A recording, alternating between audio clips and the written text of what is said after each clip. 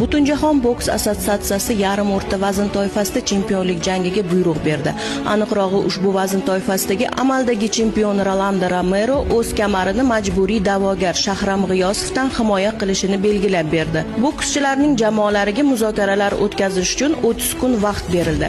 Muddat 13-noyabr kuni nihoyasiga yetadi. Bu vaqt davomida tomonlar kelishuvga erisha olmasa, jangni tashkil etish promouterlar o'rtasida ochiq savdo o'tkaziladi. Ma'lumot uchun amerikalik 30 yoshli Rolando Romero faoliyati davomida hozirga qadar 19 ta jang o'tkazib, 17 ta g'alaba va 2 mag'lubiyat qayd etgan. U so'nggi jangida hamyurti Ryan Garsiyadan ustun kelgandi. 32 yoshli Shahram G'iyosov hisobida esa 17 ta g'alaba bor. Ma'lumot uchun Shahram G'iyosov 14-noyabr kuni Humo Arena majmuasida tashkil etiladigan boks oqshomida rossiyalik 29 yoshli Mark Urvanovga qarshi ringga ko'tariladi. Canelo taxallusiga ega ushbu boks